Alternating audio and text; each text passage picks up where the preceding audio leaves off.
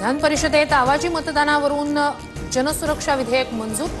गदारोळानंतर विरोधकांचा सभात्याग। राज्यपालांना भेटून बिलावर सही न करण्याची विनंती करणार। संविधान उलथवण्याचा प्रयत्न करणाऱ्या संघटनांसाठी जनसुरक्षा विधेयक। नक्षलवादी माओवाद्यांशी संबंधित घटनांवर कारवाई करता येणार। मुख्यमंत्री फडणवीसांची माहिती। हे जनसुरक्षा विधेयक नाही तर भाजप सुरक्षा विधेयक। नक्षलवादाचा उल्लेखच नाही। सरकारच्या कथनी आणि करणीत फरक। कुणालाही जेलमध्ये टाकू शकतात। उद्धव ठाकरेंचा सरकारवर हल्लाबोल। पैशांच्या बॅगेसह मंत्री संजय शिरसाटांचा व्हिडिओ। संजय राऊतांचा दावा। मंत्री बाजूला नोटांच्या बंडलांची बॅग घेऊन बसलेत। मुख्यमंत्री फडणवीस कारवाई करणार का? राऊतांचा सवाल।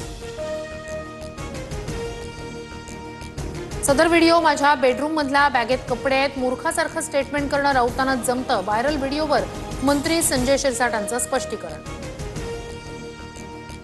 शिवसेना गट भाजपात विलीन करतो पण मला मुख्यमंत्री करा असं एकनाथ शिंदे शहांना म्हणाले।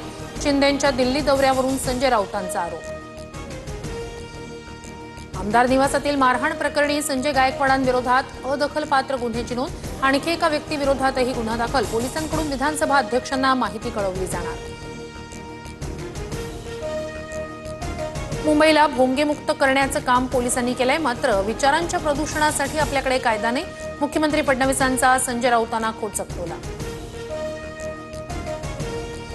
बुलढाण्याच्या येळगावातील पैनगंगा आदिवासी आश्रमशाळेत 13 विद्यार्थ्यांना विषबाधा। रात्री जेवणात कढीभात खाल्ल्यानंतर विद्यार्थ्यांना उलट्या जुलाब। 5 गंभीर प्रकृती असलेल्या विद्यार्थिनींवर जिल्हा सामान्य रुग्णालयात उपचार सुरू।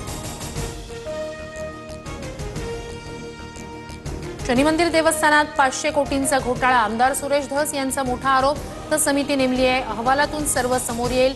मुख्यमंत्र्यांचे स्पष्टोक्ती।